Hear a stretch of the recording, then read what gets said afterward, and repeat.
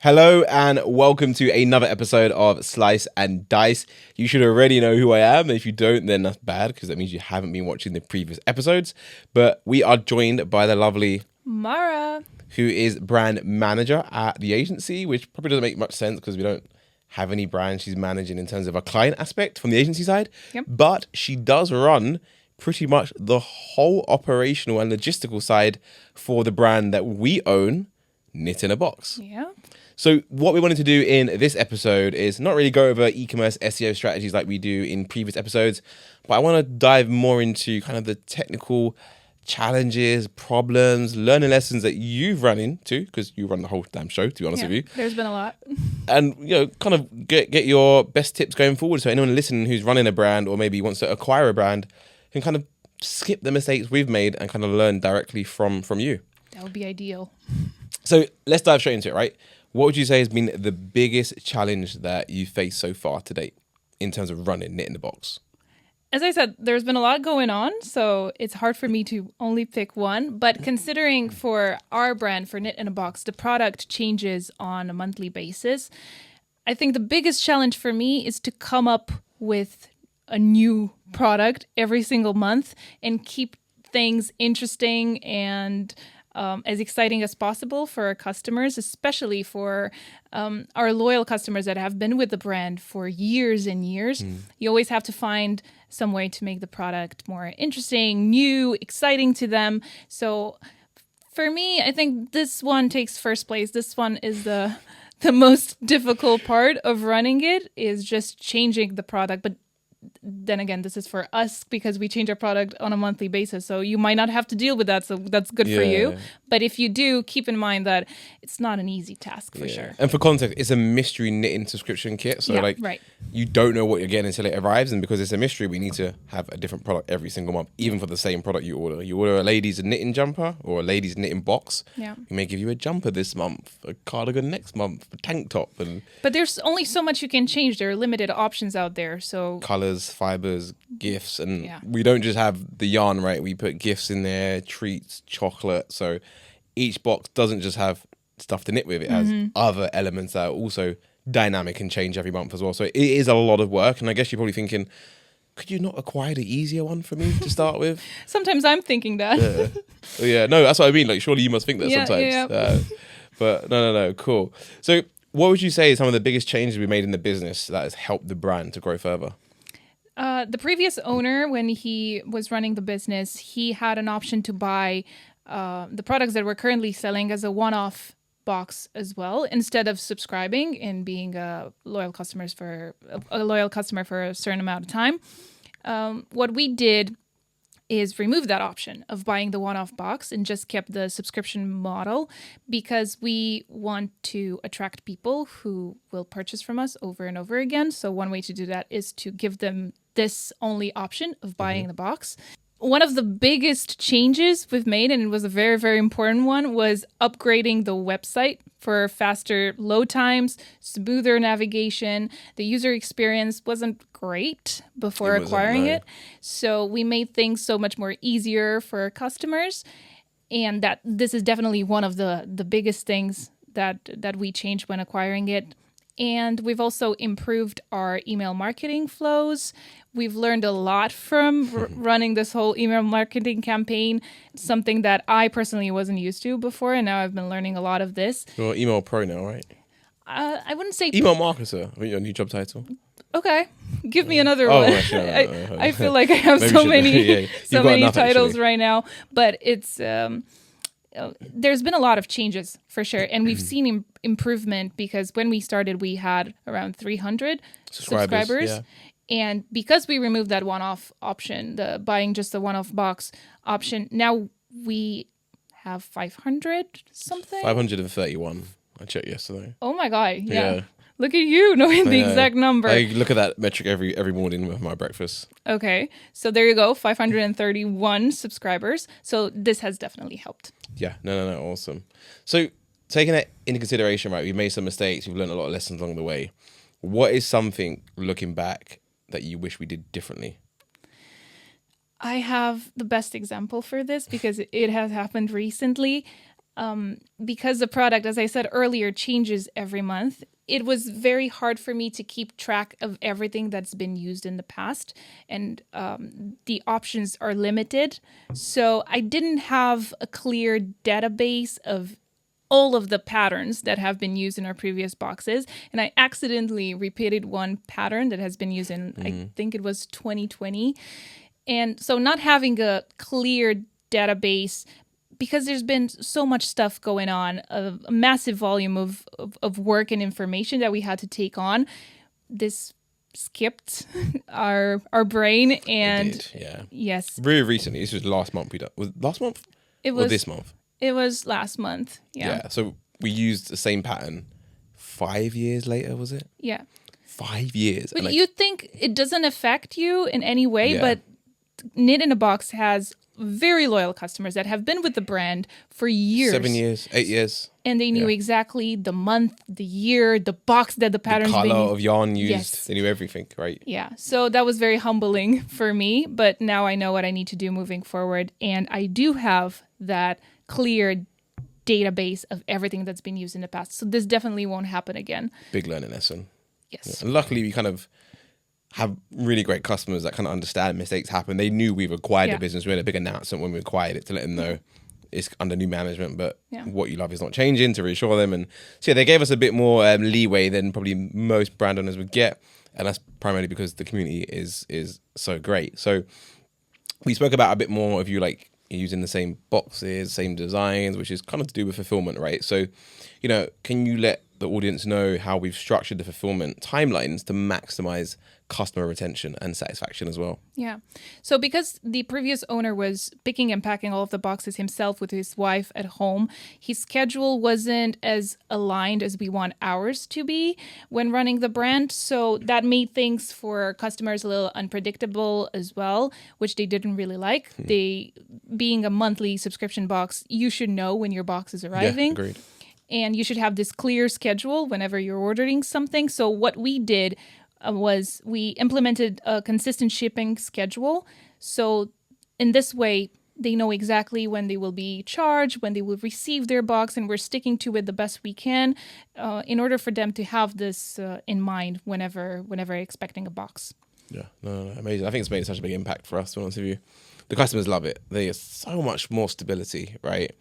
And I think the biggest issue we saw when we acquired the brand initially was people were getting their boxes at different days. Yeah. Or sometimes the boxes were coming too late in the month. So the box should be arriving at the start of the month, like ideally in the first 2 working days. And of course, sometimes the first and the second could be on the Saturday and Sunday. So the first working day is the 3rd, right? So they should have it by the 5th, 6th latest. Yeah. But sometimes customers get it on the 10th, which again is not the best experience because the time they get it and they start knitting up and get it on the needles, the next box is coming and sometimes a bit too much and they get a backlog and they feel overwhelmed and they cancel the subscription. So we learned that very quickly, and there are a lot of things to take in consideration. So I think we've done a really good job on that. Yeah, and it's very important for us as well because we know how to handle stock better, when to place the orders, so much better, when to talk to our suppliers. And now that we have all of this figured out and this clear schedule, we know exactly what we have to do and when we have to do it. So it's a little bit less unpredictable than it would have been otherwise. Yeah, so we made a lot of changes. That's one of those, right? So what other changes have we made on the website to improve, user experience and to help generate more conversions, which for us is ultimately more subscribers? One of the biggest changes we've made to our website is simplify the checkout process for our customers. Wow. So because our subscriptions are different, we have a monthly subscription, a bi-monthly one, a prepaid 3-month one, 6-month one, 12-month one. For each product, and there's 3 different products, so there's already 9 minimum. Just imagine a website with all of these options as separate products, and that's how it was before we acquired it, which wasn't a great user experience. People would confuse the bi-monthly box with the monthly one, and it definitely wasn't a great... And all the images were the same as well. Yes, which makes it way more confusing. So what we did and what we added to these product pages, actually removed all of these product pages and combined them all into one single page that has a widget where you get to select which box you want, or either the ladies, the babies, or the child. The frequency of the delivery schedule. Yes, so all of this is now on one page, so people can see clearly what their options are without having to go back and forth and check all of these products. So this definitely was the biggest improvement. Yeah, and that was custom coded for us as well. We knew what we wanted and we gave references. So, and again, it wasn't as easy as we thought it would be initially. That took so long. Yes. So long. More money than I anticipated as well. But I think it just shows that we're thinking outside of the box, because we didn't have to do that. We could have just kind of merged the products together, use an off-the-shelf app to try and make it work. But, we went to the effort of, customizing it to where we want it to be. Branded colors as well to match with the theme. Our colors, secondary colors, and the customers love it. Yeah. Another change that we've implemented that has been really great for us is we started adding customer reviews and UGC content for social proof to our emails, to our ads. And in this way, people can see that we're a trustworthy brand that they can easily buy from without having to worry about the quality or whether the product actually exists or not, or how it looks like and stuff like that. So this was really important for us to grow our community and to bring more people as customers for Knit in a Box. And another thing that we did that I really, really like is we enhanced product images and descriptions for clarity. I'm very passionate about photos and videos. Are you going to tell them who takes all their product photography for the brand? I can, yeah, now that you mentioned it. A nice little segue there. Yeah, we definitely have better images than the previous website, previous owner. Yeah. Which is everything, because the images sell the product. Yeah. So now you can clearly see what you get. It all looks nice and organized, all the same size, which you'd think is pretty standard, but it takes a little bit of work to get there and to have everything figured out. And it's never an end goal, right? We're probably even going to change it like next month, like I said. Probably. To be more of an Ecom style. Because we're always growing, so. Yeah, it's just always evolving, right? Making sure we're doing what's best to grow the business to the next level. And sometimes you can upset some existing customers, and sometimes you may get it wrong. But the beauty of this being our business, you don't have to worry about upsetting any clients. We'll try it. If it goes wrong, we make less money, but no problem, because we can unfix it. Yeah. Unfix it? No, we can undo it and fix it. Right. Definitely don't be unfixing things, and that means we're breaking them. We don't want that. I think I didn't need another coffee today. So it's obviously quite a few things you love about Kiab, right? Like, you do all the photography for the products, if you didn't already know. What else do you love about running the brand? Because again, this is very new to what we do at ClickSlice. We never get on the brand side. It is very new, but at the same time, it plays to my strength somehow when I'm running it, because I've always been a somewhat creative person. I like to consider myself as a creative person. Okay. You're more creative than me. Thank you. 100%. But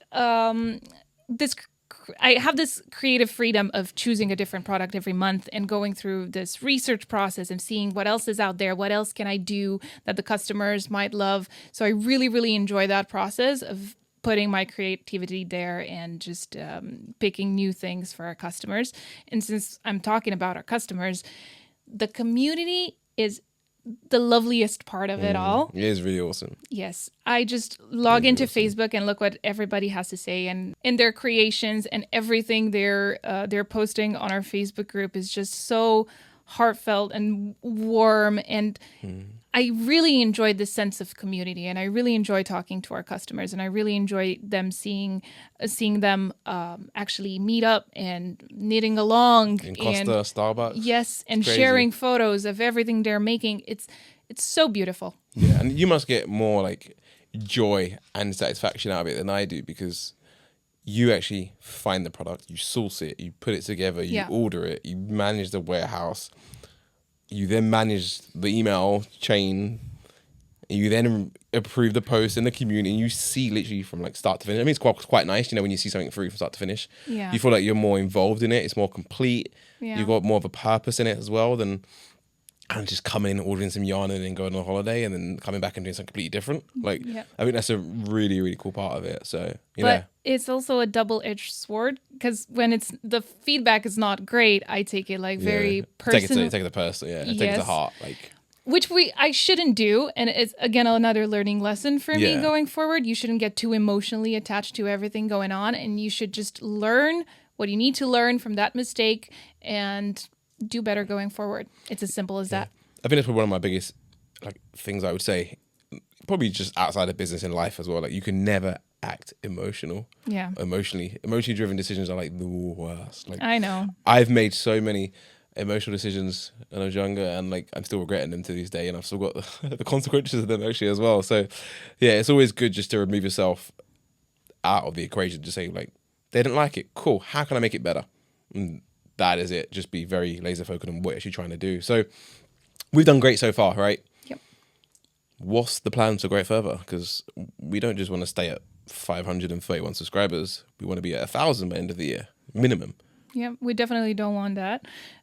We can't give away too much yet, but introducing new products is something that we're currently working on, because our audience is 45, 50 years old plus.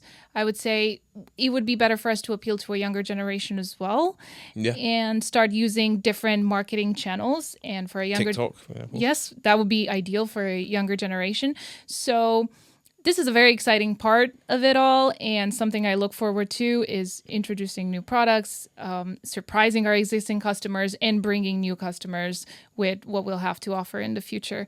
And as I said, we can give away too much, but that's the main part of it. There's lots of things in the pot brewing, to say the least. Yeah. How quickly we'll get there and make it a reality, I'm not too sure. There's a lot to think about. It's way harder than we thought it would be. It is initially. a lot more harder, and I'm still putting my main focus on ClickSlice as well. Yeah. And maybe I have to like pivot that just temporarily for like a couple of weeks, just to get the brand where it is, to get to the next level. Yeah. To also make it a better case study for ClickSlice Yeah, as which well. will help ClickSlice. So, yeah. Everything we're doing here is to support and grow ClickSlice ultimately. So, yeah, I guess that'll be another episode we do in the future. Talk about this not new brand, a sister brand, a new product range. I don't know. That's if the listeners want to hear about this. Maybe they just want to hear about ClickSlice and SEO strategies. I'm not too sure. Let us know in the comments below. I think it's helpful. Yeah, no, for sure. So, hope you guys enjoyed this one. So, I've been Josh. That's been Amara, and we look forward to seeing you in the next episode. So stay tuned, subscribe, like, comment, all of that. Turn on your notifications. So when you get notified, you watch the video straight away and you get the knowledge straight in your inbox. So thanks for watching, and I'll see you in the next one. Bye.